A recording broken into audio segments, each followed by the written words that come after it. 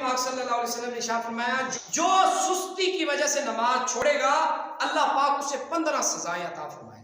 فرمایا 5 دنیا میں، 3 موت کے وقت اور 3 قبر میں اور 3 قبر سے نکلتے وقت، اور فرمایا قبر میں 3 سزائیں اس کو دی جائیں گی کہ اس کی قبر کو اتنا تنگ کر دیا جائے گا کہ اس کی پسلیاں ٹوٹ ٹوٹ کر ایک دوسرے میں پیوست ہو جائیں گی. اب تھوڑی سی یہاں پر پسلی پہ چوٹ لگے کتنے ایک دم تڑپ جاتے ہیں، بے نمازی کی پسلی ایک دوسرے میں پیوست ہو جائیں گی. اور فرمایا اس کی قبر میں آگ بھڑکا دی جائے گی، وہ دن رات انگارے الٹ پلٹ کرے گی، وہ آگ دن رات انگارے الٹ پلٹ کرے گی.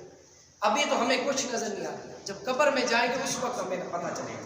اور فرمایا اس کی قبر میں ایک اژدہا یعنی بہت بڑا سانپ مسلط کر دیا جائے گا جس کا نام الشجاع الاقرع ہوگا، یعنی گنجا سانپ. اس کی آنکھیں آگ کی ہوں گی اور ناخن لوہے کے ہوں گے جس سے ہر ناخن کی لمبائی 1 دن کی مسافت کی جتنی ہوگی. اور وہ میت یعنی جس سے جو قبر میں گیا ہے اس کو وہ ڈھسے گا.